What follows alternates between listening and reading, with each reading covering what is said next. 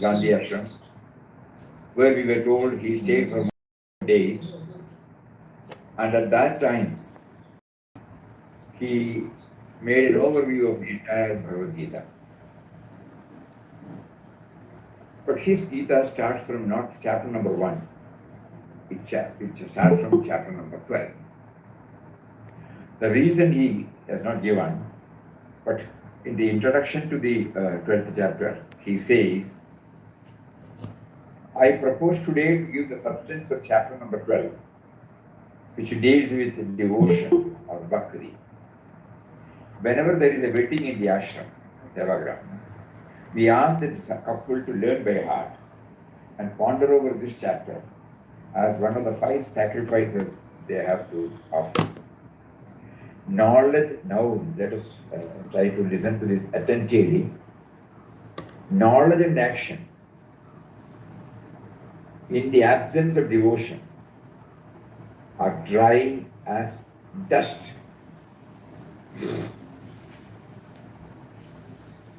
Jnana and karma. In the absence of devotion, bhakti, are dry as dust and are likely to make us confirmed bond slaves. Let us therefore commence the study of the Gita with a heart full of devotion. Because the truth is, so long as we have got a sense of individuality, embodied self, it is better to accept the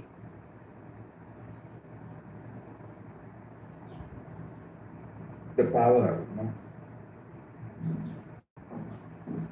We should try to become subservient to that higher power. Now, when we are reading this, when we are talking to you,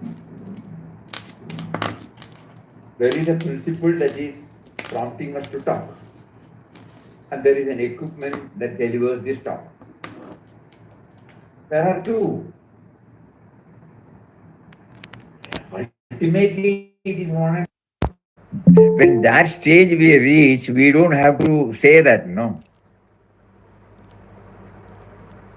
When we know that the principle behind this talk, the power behind this talk, the subtle and mysterious power behind this talk is very much there in the talk. Because without which the talk will not be there. So technically, philosophically, intellectually, we can say it is one and the same, but at the practical level, there are 2. Because the moment the sense of individuality merges in the power, just like the river when it joins the ocean, the identity of the river fades. Similarly, when the ultimate knowledge fruitions, there won't be a talk like this. That is why Gandhiji gives a lot of importance. Wonderful. So he says, knowledge and action, jnana and karma, in the absence of devotion are dry as dust and are likely to make us confirmed bond slaves. Let us therefore commence the study of the Gita with a heart full of devotion to that power. The power facilitates to make us dwell on this sublime principle. The power facilitates to have all these things now and here.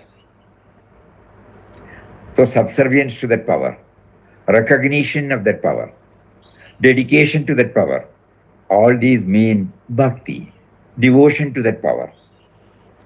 Arjuna asked the Lord, some devotees adore a personal God, while others worship the absolute. Which of these 2 courses is better? This is how he starts. The Lord replies, these are Gandhiji's words. The Lord replies, those who fix their mind on me as the one life in all, with perfect faith, and are absorbed in me, are my devotees indeed. But those who worship the Absolute and restrain and subdue their senses are equi-minded towards all beings and serve them without looking on some as of superior or others as of an inferior grade, they also will come to me. Neither of these two classes of devotees is superior to the other, but a full realization of the Absolute is almost impossible for an embodied being. This is the great message, he gives us today.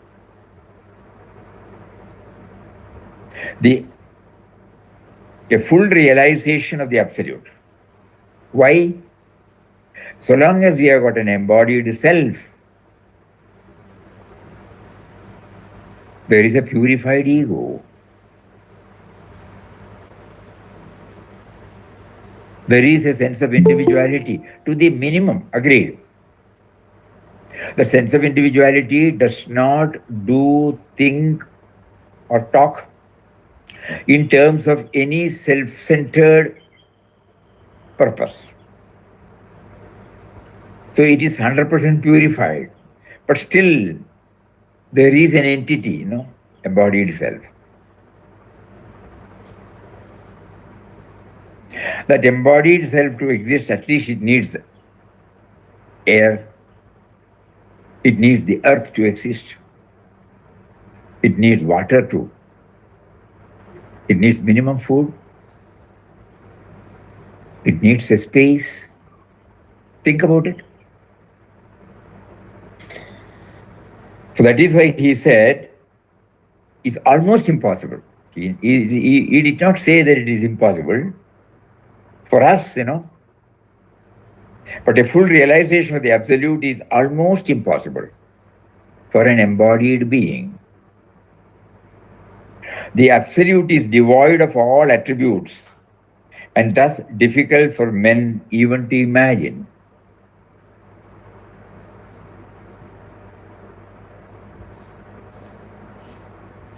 Because we have learned, or we are going to learn from the 14th, previously also he has made a mention in the 14th chapter, that whatever gunas we had in the previous birth, we carry it over. So when you say gunatita,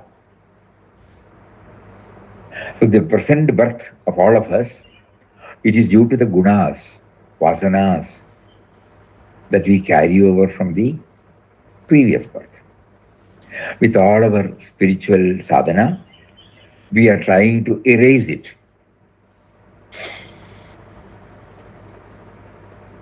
But whether it is possible to erase 100% or whether it is possible to erase 99.99%, something on which we have to think. That is why he said it is almost impossible. Almost impossible. There may be the rarest of the rare who would have achieved it. Therefore, they are all worshippers of a personal God, whether they are aware of it or not. When we go to Rishikesh, we can see so many ashrams in the Himalayas, Not only in Rishikesh, in Himalayas, where people or their gurus, they went all the way from the usual common run of activities and to dwell on the impersonal aspect of life. But still you will find there will be some deity there for worship. At least one linga will be there, symbolizing the presence of Lord Parameshwara. Everywhere. Anandashram only, because Anandashram Papa does not rule out. Papa only said all are forms of God. Let us not localize. Let us train our mind to universalize the God dimension. So therefore, they are all worshippers of personal God, whether they are aware of it. You therefore place your mind in me. Who says? Lord Krishna. Personal God in the universal form. And offer me your all. If this is not possible, try to restrain the aberrations of the mind. That is to say, by observing yamas and niyamas, means do's and don'ts. With the help of pranayama and yogic exercises, Patanjali has given the 8 yama, niyama, pranayama, pratyahara. Then finally it comes to samadhi, all these 5 steps, 8 steps. So he says, by observing all these, obtain control over the mind. Even if this is beyond your capacity, perform all actions for my sake, so that your delusion will be destroyed. Delusion born out of separateness, attachment, moha. It's all because I keep myself separate from him and the rest of the creation. He is still a concept in my mind. The rest of the creations are separate from me. So even if you cannot do this, renounce the fruits of action. That is, cease to have a desire for the fruits of action and do the task which is allotted to you.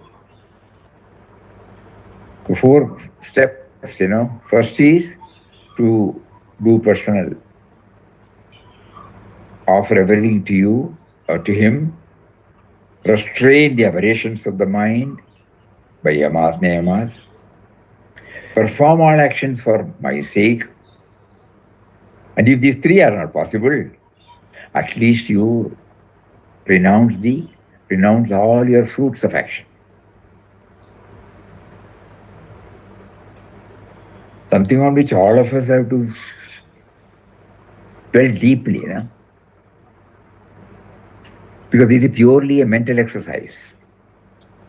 I act, but at the same time, I do not expect any fruits. Whether it is possible in the Vyavaharik world or not. It is possible. First, we will not expect the fruits for ourselves. We will not appropriate the results for ourselves exclusively. And secondly, after going through that means when I do something, the results of which I will not take it to myself only. It will be shared to at least a limited people. And gradually we expand the circle. And when the realization comes that all these are possible, all these have been facilitated for me to take up this particular project or action because of the factors other than me, and naturally the expectation will get further reduced, and this process will definitely make us to reach where we just do actions, that's all. This is not a new thing. You and I have been doing it in our life. We have to just go back to our life and find out which were the moments when we just did it because it was spontaneous. Spontaneous in nature. When Papa was asked, how do we differentiate between God's will and my will? First of all, he said there is no individual will. So the devotee asked, when a thought comes, when I acts, how do I know whether it is coming from me or him? The simple answer he gave was, first of all, it will be spontaneous if it is coming from him. Second thing, it will be devoid of any self-interest. Same thing. Suppose we apply the same norm. Suddenly, if something happens to somebody, immediately we respond. After that, probably we may think, but at the time of doing, we will never be motivated by any self-centered expectations. Please think over it, then we can understand. So what Lord Krishna here says, it becomes understandable to us because he has made us to go through that in our life. He has made us to observe that in our life. So place your mind in me and offer me your all. That is number one. Number two, if this is not possible, try to restrain the aberrations of the mind.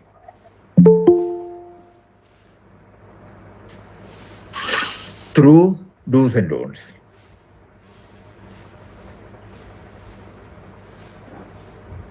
And then, if that is also not possible, perform for my sake.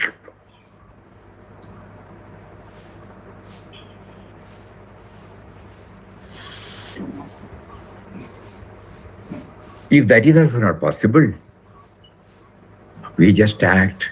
We don't expect any fruit of action. So in the 12th chapter, first he gives this wonderful 4-point formula. By all this, our subservience to that higher power, we try to recognize it. We try to become aware of its presence.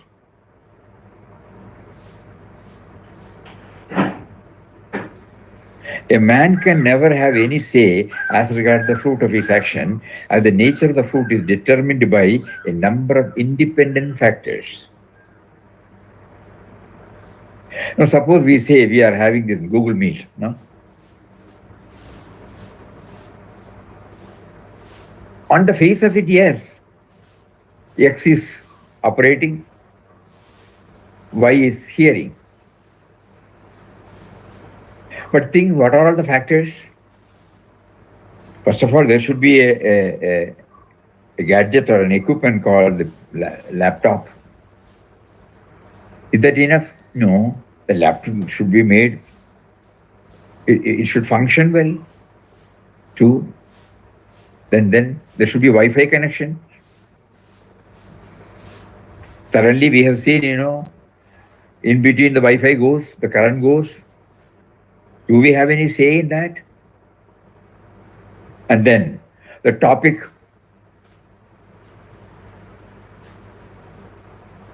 Srimad Bhagavad Gita is not produced by us. It has been handed over to us 5,000 years ago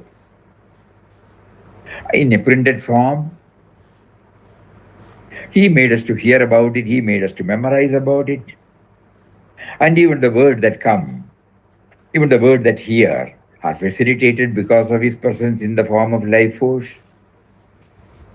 See that? No? When Gandhiji says, a man can never have any say as regards the fruit of his action, as the nature of the fruit is determined by a number of independent factors. Be you therefore a mere instrument. I have thus described 4 methods, none of which is superior to the others. You may adopt any one of the 4 you like. It may seem as if the path of knowledge is easier to take than that of yamas and niyamas or meditation. Our meditation worship is still easier, and the renunciation of the fruit is the easiest of all, but the same method is not equally well suited for all. And some seekers have to adopt all the 4 methods, which are interconnected. You must become a devotee one way or the other. You may take any path that leads to this destination.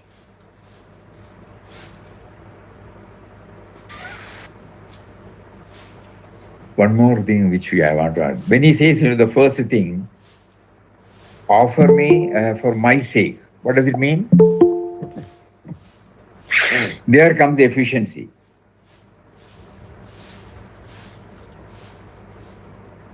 When you invite us for food, you will ensure, to bring in maximum efficiency, perfection in the play, because you want the person who is invited, he should feel happy.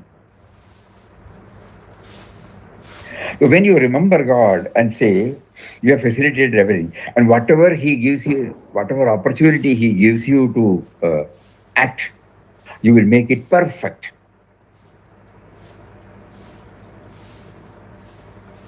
Efficient. One-pointedness. These 4 steps, we have to keep on hammering and then stitch it with our own life experience. Then only it becomes clear. 12th chapter is a beautiful chapter. It is directly and indirectly shaping our state of mind, our approach to events and individuals. We try to bring out excellence.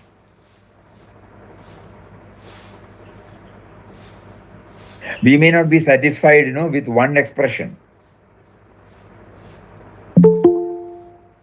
because we want to make it perfect.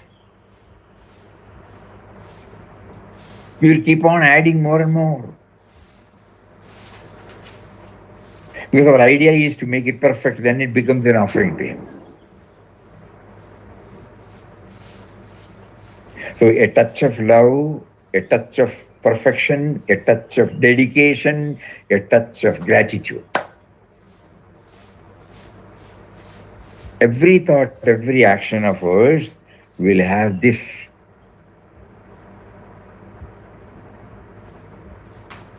Which is what is called devotion to God.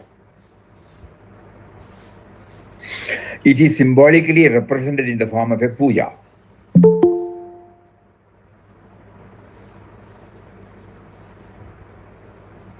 Even when the deity is superimposed on a photo or on a small vigraha in our puja room, and when we start conducting our puja after our bath, first thing is after our bath. Symbolically, it's an internal purification also is there. Not merely the outer shuddhi, inner shuddhi. And then we collect water, we collect everything, we collect flowers. Meticulously, we keep everything in an orderly way. Just go back to those days. It is not simply collecting flowers from the various plants. As soon as it is brought, it is kept separately. And then we take it from jalpat. We may be opening the tap, filling it up, or drawing the water from the well, filling it up. But through mantra, we are sanctifying it. Perfection, no? Because the devotion is there. Saptakodi Mahatirtham Avahayami. Even that photo also, we do that superimpose. Many of you might be knowing, Suppose we have Lord Vigneshwara. We have Lord Vigneshwara, why he comes first? He is the Lord who removes all obstacles. That power, when you make me to do, that power which protects me from all obstacles, which removes all obstacles, which makes me impervious to any disturbance. So that is why we start with Vigneshwara Puja. And in that, so Vigneshwara is now, we know that the photo is there of the small vigraha, something, some symbolic representation will be there. But you are sanctifying it. Vigneshwaram dhyayami avahayami. Then you no longer see it as a photo. Then you say swagatam, come in. And then to give him a bath, though we have drawn it from our tap, drawn it from our well, We don't say that there is that. We are sanctifying it with again mentally. Gangaye Namaha, Yamunaye Namaha, Godavari Namaha, Sindhavi Namaha, Kaveri Namaha, Narmadaye Namaha, Saptagodi Mahatirtham Avahayami. Sanctified. Then we offer it. But like that, up to the end, we sing glories, we call it as Archana. So after bath, after seating, after providing dress, after providing a seat, suppose it is summer, we provide him with a fan, whatever that is necessary for a comfortable period. What all he has taught us through comforts, that all comfort we offer to him. Vastra pushpa uttari yajno bivida abharana dharanam peedam padyam samasta upacharam samarpayami. This is how we, after the avahan, then we offer our flowers, glorifying him. Glorification enables us to make our bhakti more and more intense. So glorification of his impersonal nature should also come. That is why many of us do this puja, but it is not reflected in any of our activities outside. It is offered to a superimposed form, but that superimposed form is in the form in everybody, So it should be applicable in all my actions. For that, I am given a training through this. And at the end, what do we say? We give the deity, food, naivedyam. In between, we give him to drink madhya amritapaniyam, and then we give him water to wash, achamaniyam, and then in good old days, everything comes to an end with the offering of tambulam, betel leaf and areca nut, because that is needed for good digestion. And then afterwards, arati. I am doing all these things to light the inner light in me. Please bless me.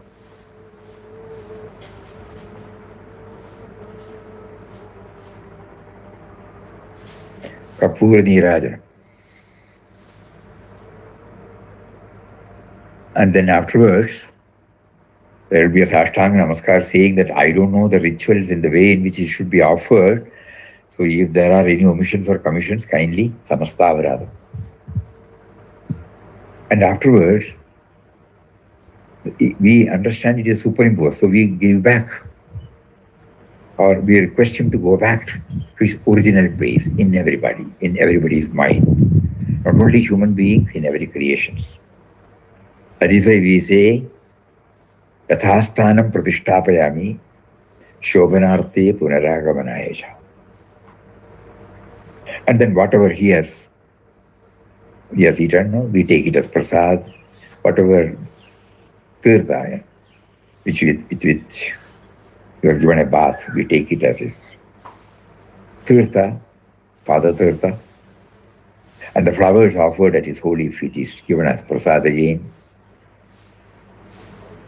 Just think the whole process. We do it just because, if we do it just as a ritual, no. Perfection, for his sake. When Gandhiji says these words, he touches and kindles all these. So of the four methods, he says, those who fix their mind on me as the one life in all, this is very important. With perfect faith and absorbed in me are my devotees indeed. But those who worship the Absolute and restrain, subdue their senses, are equi-minded towards all living beings,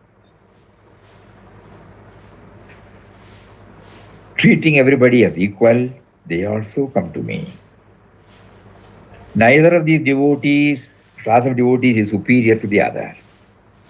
But a full realization of the Absolute is almost impossible for the embodied being. Therefore, they are all worshippers of a personal God. All of us are.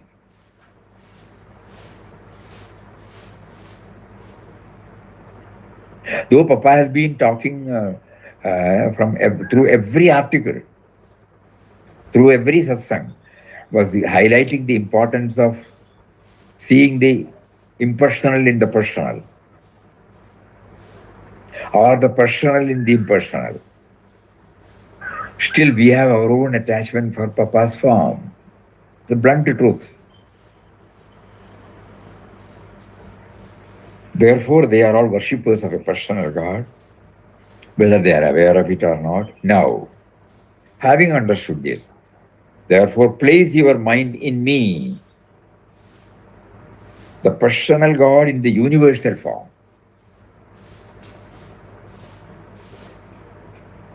That is, we try, you remember, you are repeating about how Pujya Swamiji was doing pranams.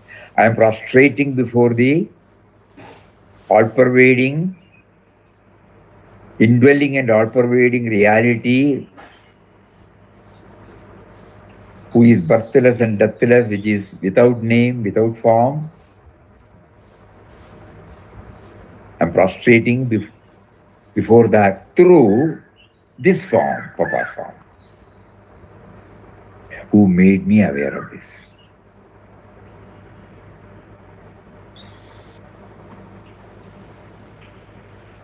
So place before you your mind in me and offer me your all. If this is not possible, then try to restrain the aberrations of the mind.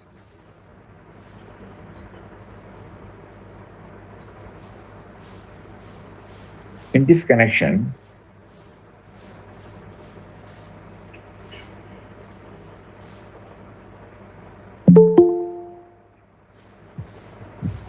when he says yama niyama,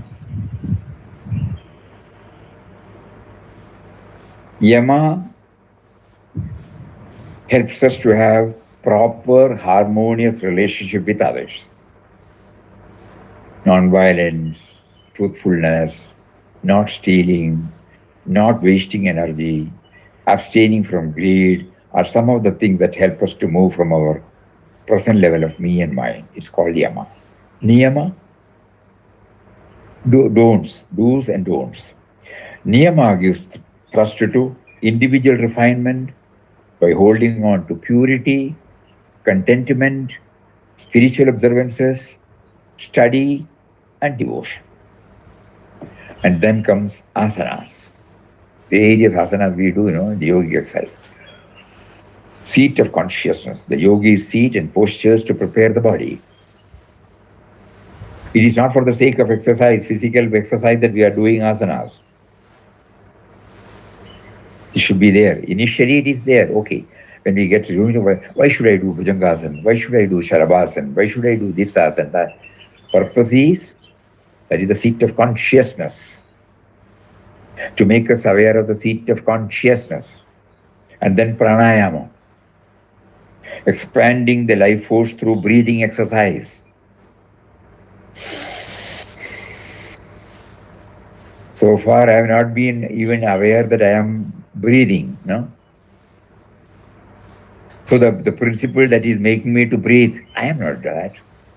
The sense of individuality has no say in that breathing. And then pratyahar, turning the senses inward to explore the inner universe. That means receding from the outer objects, going within. So niyama, yama, niyama, asana, pranayama, pratyahara. Then dharana, effortless focused attention, training the mind to meditate. Then dhyana, a continuous flow, meditation perfected. In our case, Papa says, mental chanting of Ram Nam to quieten the mind and slowly paving the way for the emergence of the witness consciousness.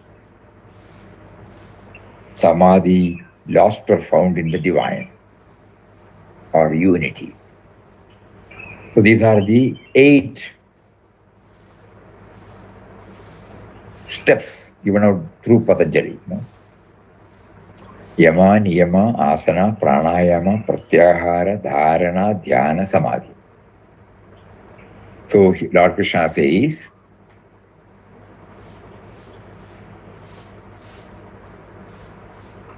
either you do that or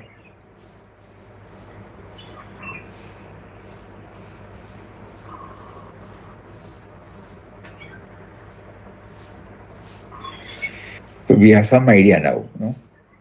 If this is not possible, try to restrain the aberrations of the mind by observing yamas, niyamas with the help of pranayama and yogic exercises and obtain control over the mind. That is why it is named as yoga. You know? Yoga nowadays, it got corrupted in the sense, purely it is limited to the physical exercise, unknowingly. We also did not know until we were told that yoga stands for union with God.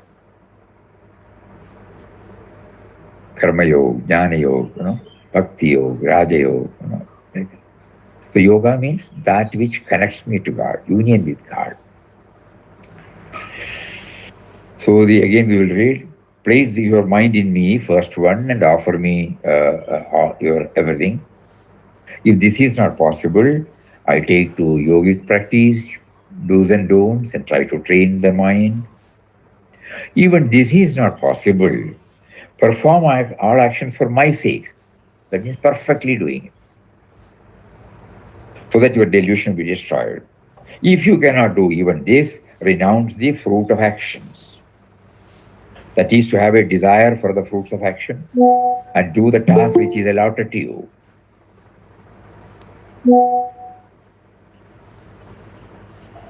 A man can never have any say as regards the fruit of his action, as the nature of the fruit is determined by a number of independent factors. Be you therefore a mere instrument in my hands. I have thus described the 4 methods, none of which is superior to the others. You may adopt any one of the 4 you like, or some seekers have to adopt all the 4 methods, which are all interconnected. You must become a devotee one way or the other.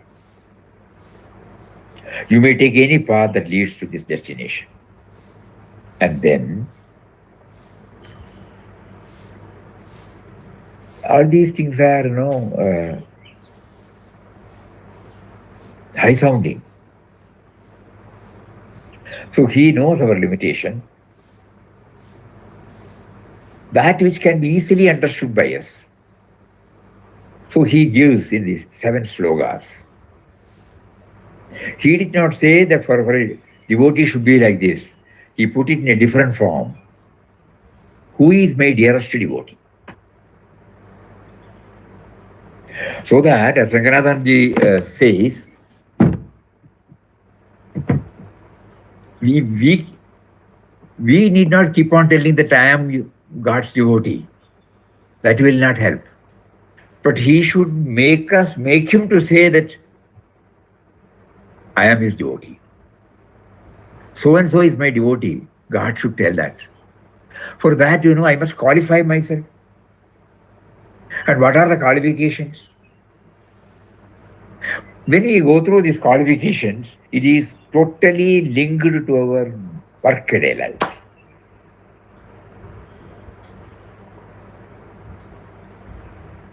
So it starts from what sloga? Adveshta Sarvabhyashta. Adveshta. Just normally when we go to the 12th, we straight away go, But before that, these 4 steps are to be contemplated upon. And an in-depth knowledge of a devotee who is dearest to the Lord, that is connected to our workaday life. So he says, Gandhiji has put everything, in a capsule form. Let me tell you what the true devotee is like. He does not hate or bear ill will to any living creature. He looks on all with love and compassion. Adveshta sarvabhutanam. Maitra karunayevaja. He is free from the delusion of I and mine. He reduces himself to zero. Pleasure and pain are equally acceptable to him. He forgives the wrongdoer even as he expects to be forgiven himself. He is always contented with his lot, santushta satatam yogi, and is unshakable in his resolve. He dedicates his intellect and mind and all to me. He never molests his fellow creatures. These are therefore never afraid of them. He does not allow himself to become perturbed by the world. He does not allow himself to be perturbed, and he is not instrumental in perturbing others. He does. He is free from exaltation, sorrow, anger, fear, and the like. Excessive joy, excessive sorrow, nothing will be there. He seeks nothing for himself. He is pure and skillful in action, daksha. Daksha means perfection. He renounces every undertaking. Although he is firm in his resolve, he is indifferent as regards the success or failure of his action, udasino gatavyata. That is to say, he is not anxious about its result. He is alike to friend and foe. Honor and insult are the same to him. He is silent and content with what comes. He moves freely as if he were alone. Aniketa. Not attached to a particular house. Niketa means house residence, Aniketa. Because every Niketa is his. So he doesn't have to carve out and say, this is my Niketa.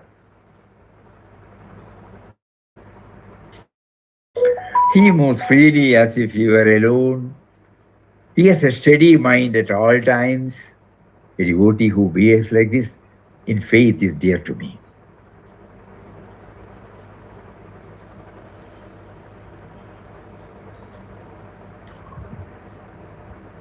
So the question asks, the devotee renounces all undertaking. What does this mean? Answer is, the devotee will not draw up schemes for future expansion. Sarvaramba Parityagi, because the question will come to everybody. If we have to renounce all initiatives, how can creativity come? No? How can we ensure productivity? 15 years back, or 20 years back, or 25 years back, computer was not there, at least here for us. Laptop was not there. Wi-Fi was not there.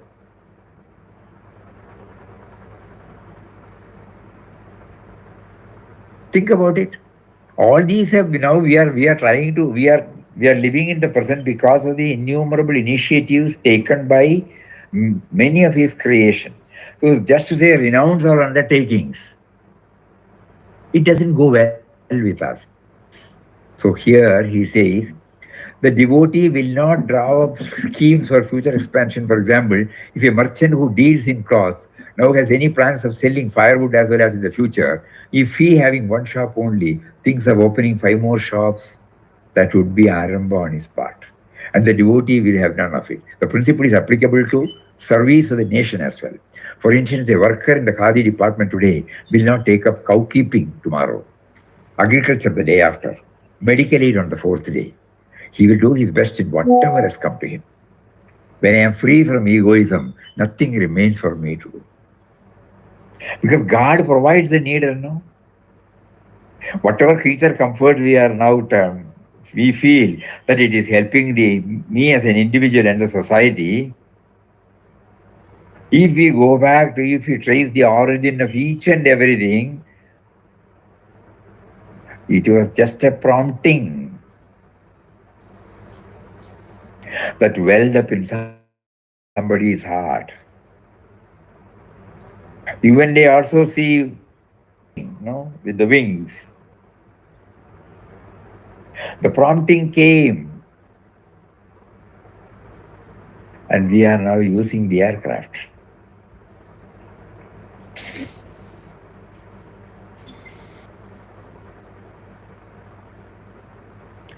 So if we go back to every creature comfort which we are enjoying,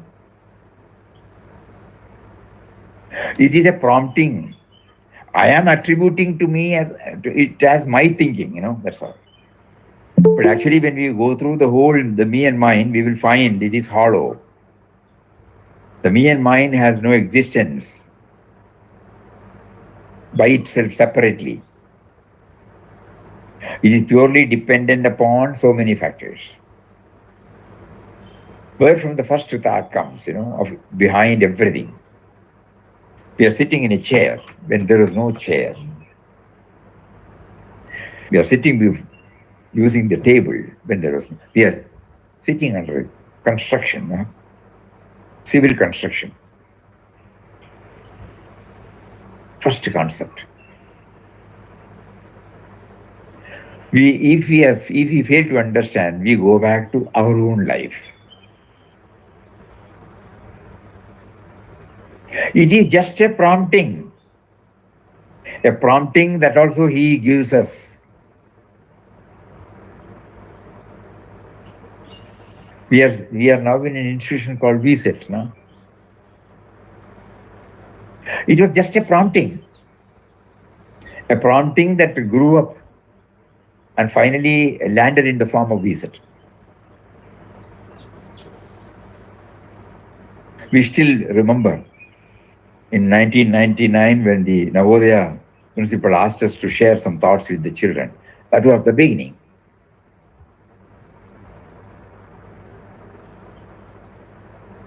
With 400 children and nearly 100 teachers. We did not know what to tell them. So whatever the prompting came at that particular point, in 10 minutes we made the introduction and then sat and requested them to interact. There was a pause moment, and then one student got up and brought a small chit, a question in the form of a chit. When we got up and started sharing our thoughts, another student. For 2.5 to 3 hours, the session went on. It was brilliant, wonderful. So after that program, when we came back to ashram and reported this to Pujya Swamiji, I said, such potential, the highly elevating thoughts, they were able to touch and kindle in us. This is how it started. Then Pujya Swamiji encouraged us. Then a group of people were requested to come to ashram. Elderly people, teachers, well-meaning people. And nobody knows the methodology. Everybody liked it. Everybody said, we will start with the interactive sessions. Something will emerge out of it. Now you trace back the origin. No? So how it got fine-tuned.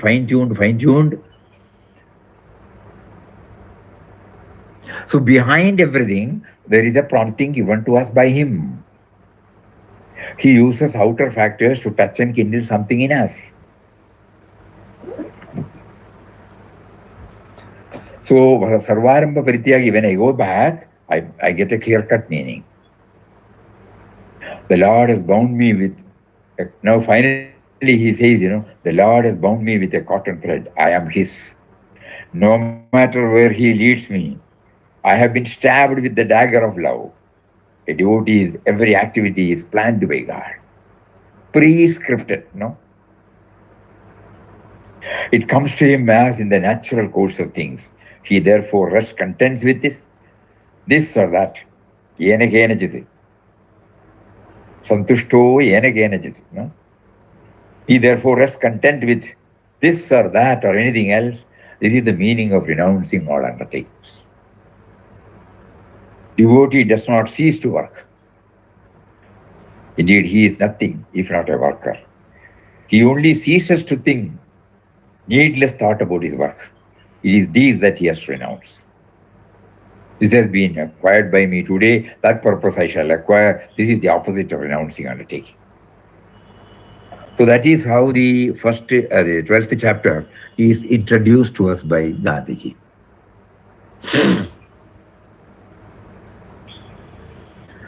And Ranganathanandaji, yeah, that also we will go through. The last portion he has summed up, beautiful. It's a new interpretation. Dharmyam and Amritam.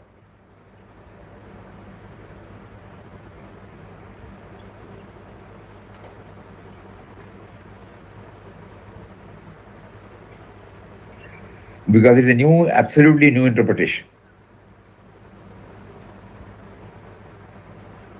Yetu dharmyamritamitam yathoktam paryupasate shraddadana matparama bhaktaste ativa me priya. Who is superlative, The rest of the people are dearest to me. Who is ativa me priya? So he says, ativa means exceedingly. What kind of devotee? Sri Krishna says, a devotee who fully practices this teaching, which is both dharmya and amrita. Upasana means half an hour worship in the morning and evening, and then it is forgotten. Here it is paryupasana. Pari means 24 hours you are doing upasana of the divine. Then only we become his Tivra Bhakta. Because the whole work that you do is also divine, not merely ringing a bell, doing a particular ritual. So Paryupasana can be done from this point of view. You cannot go on doing rituals 24 hours a day. It is impossible. But this way, the spiritual practice can be done 24 hours a day. So Sri Krishna says, the devotee who follows these teachings 24 hours a day, Shraddhadhana, with great Shraddha, Mat Parama, keeping me as the final goal, Bhaktaste ativa me priya, such a devotee is exceedingly dear to me. That is Krishna's promise. He has said, he or she who practices this teaching of mine, but he has qualified this statement. It is very important qualification. In no translation will you find the meaning of those two words given as intended by the Lord here.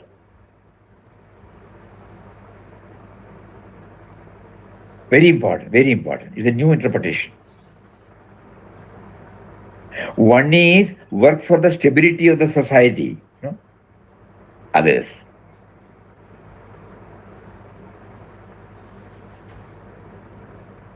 Society is to be stable, progressive, in which people are happy. That is called dharmyam. The aspect of my teaching which is conducive to social stability, happiness, and welfare of people, that is called dharmyam. And the other is amrutam. It takes you toward the realization of the immortal Atman within you. That is amrutam. Elsewhere he said, outer productive efficiency and inner character efficiency. This should be reflected in all my activities. I should produce more. But at the same time, it should not be centered on me and mine alone. It should be an offering to him. First one is dharmyam, the other is amrutam. My teaching has both these qualities. It can make for a better society. It can make for highly evolved spiritual beings. That is the speciality of my teaching. If you follow this teaching, you will contribute to the building of a healthy and stable society. Take, for example, the mystical theologies who have had these thousands of years ago. We have not some spiritual result from them.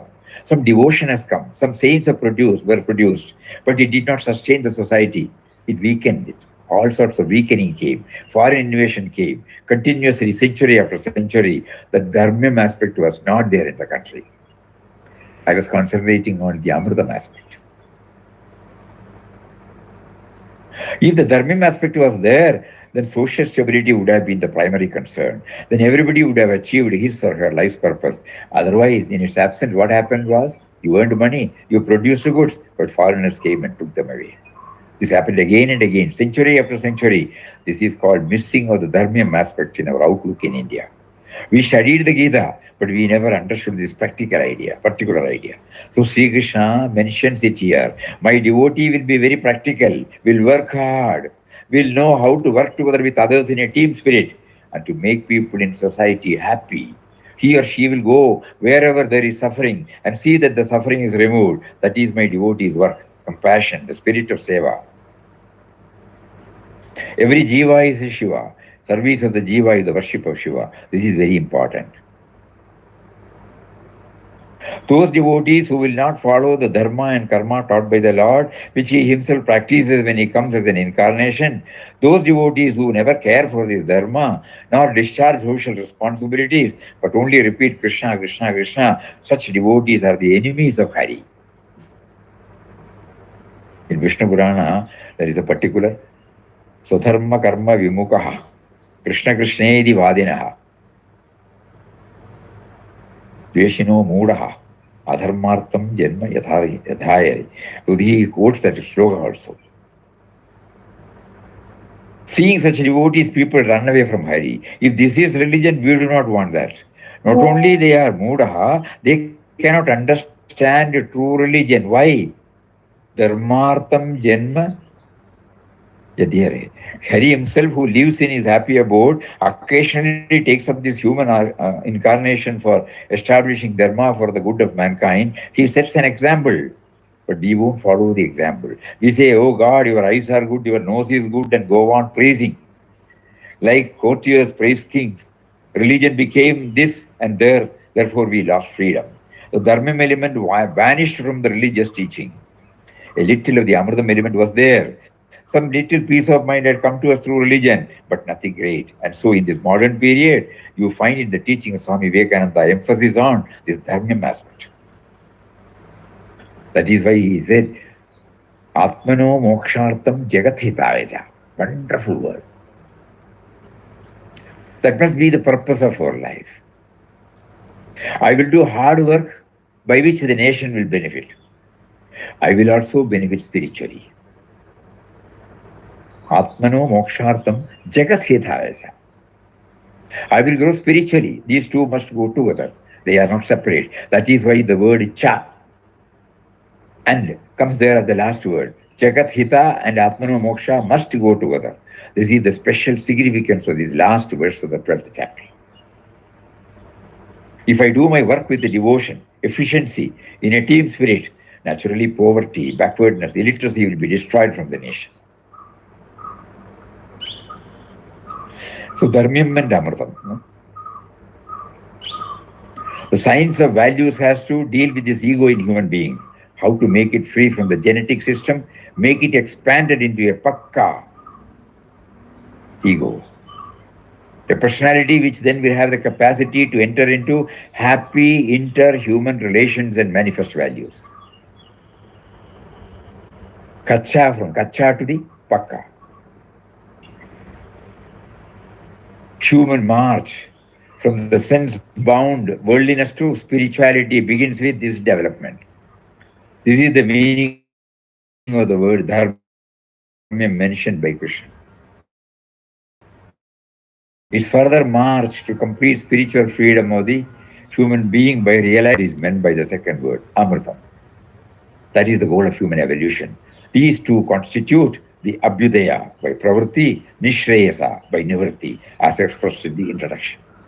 So pravritti and nivritti margam, that is also introduced. Abhyudaya and nishreyasa. So 12th chapter is a comprehensive, what do you call it? Comprehensive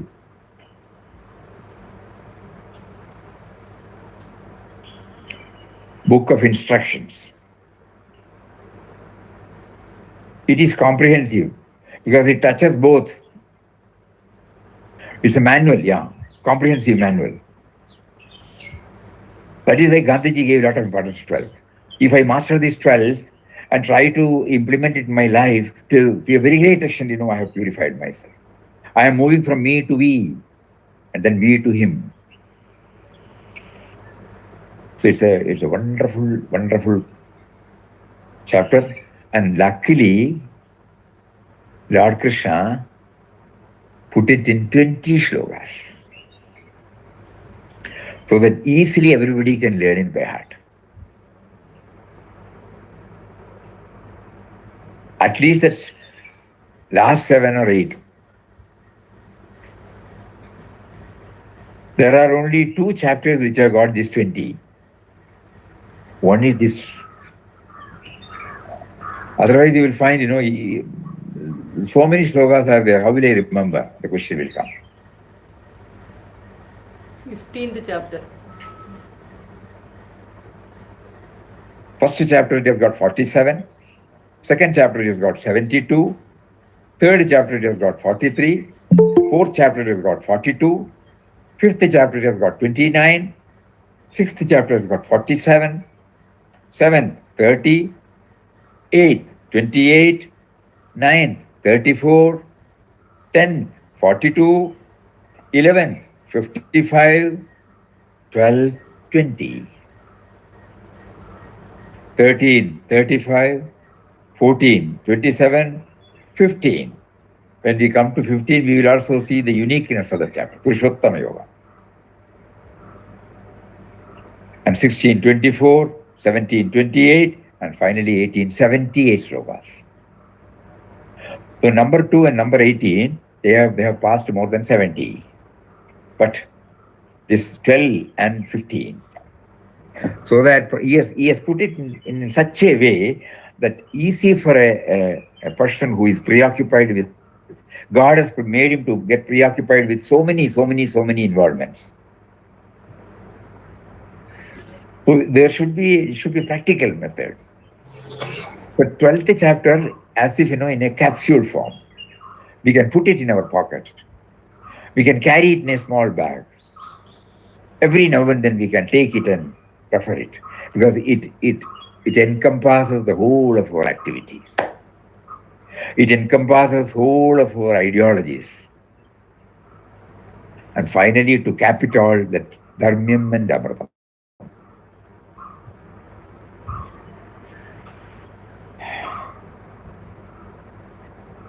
But unless this exposition is followed by manana and nididhyasana, we have heard it, Shravana is there.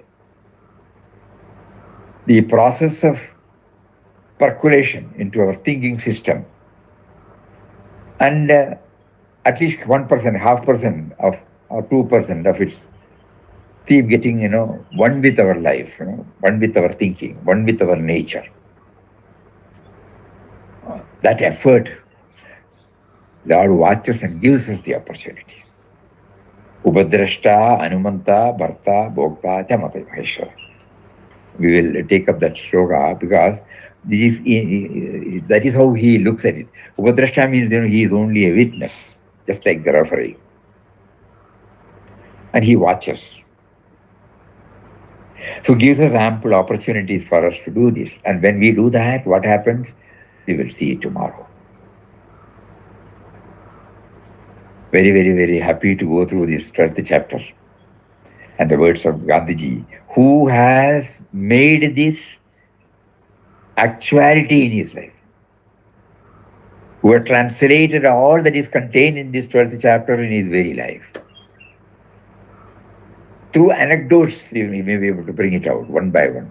Adveshta sarvabhudanam maitra karuna evaja nirmamo nirahankara samadukka sugakshami santushta satatam yogi yatatma dridhanishchaya mayarpida manobuddhihi yomadbhaktas same priyaha yasmano dujate loko lokano dujate chaya harsha amarsha bhaya udvegai muktoya samchame priya anapeksha shuji dakshaha udasino gatavyada sarvaramba parityagi yomadbhakta same priya yona krishyati na dveshti na shoshati na kankshati shubha parityagi bhaktiman ya same priya samau shatraucha mitrecha tatha manapamanayo shitoshna sugadukeshu samasanga vivarjita tulya ninda studir mauni संतुष्टो येन केनचित् अनिकेतस्थिरमतिः भक्तिमान् मे प्रियो नरः। ये तु धर्म्यामृतमितं यथोक्तं पर्युपासते श्रद्धानां मत्परमा भक्तास्ते अतीव मे प्रिया. So after the session, kindly go to the Almara, take the Bhagavad Gita, read it. You will get your own interpretation. Because it is a beautiful, concise, pocket size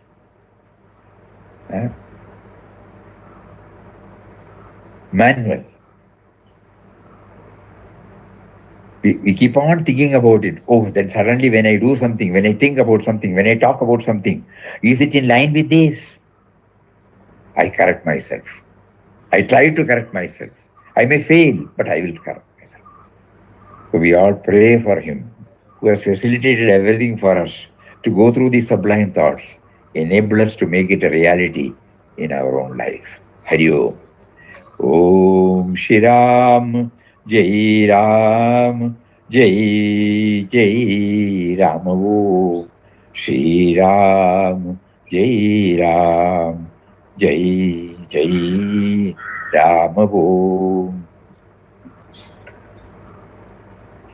Shri Ram, Jai Ram, Jai Jai Ram. Om. Shri Ram, Jai Ram, Jai Jai Ram. Om.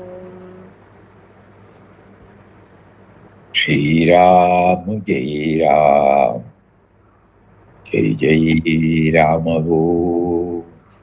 Shri Ram, Jai Ram, Jai Jai Ram. Om. Shri Ram, Jai Ram, Jai Jai Ram. Om. Hari Om, Hari Om, Hari Om. Hari Om. Pranama Swami.